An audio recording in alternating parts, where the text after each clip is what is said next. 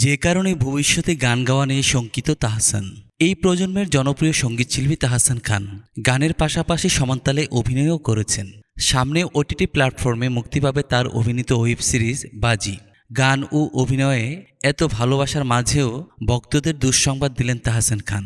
সম্প্রতি গণমাধ্যমে দেয়া সাক্ষাৎকারে জীবনের অজানা এক অধ্যায়ের গল্প তুলে ধরেন তাহসান। জানান, দীর্ঘদিন ধরে কণ্ঠনালীর সমস্যায় ভুগছেন তিনি।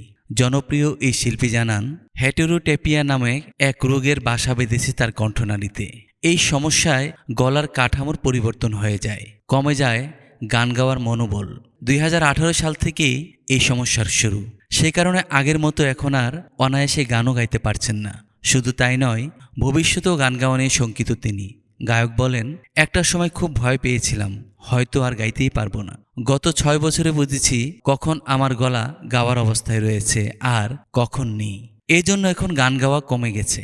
এই সমস্যার চিকিৎসাও চলছে। এই জন্য জীবনযাত্রাতেও পরিবর্তন এসেছে, বদলেছেন খাদ্যাভ্যাসও।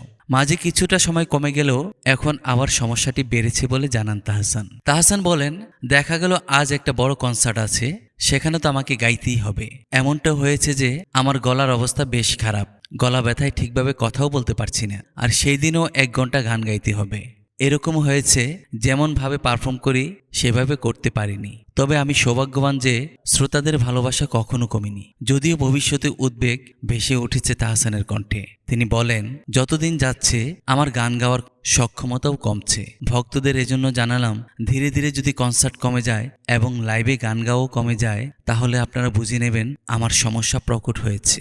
আর আমার জন্য আপনারা দোয়া করবেন যেন সমস্যা যতটুকু হয়েছে তা আর বেশি না হয়।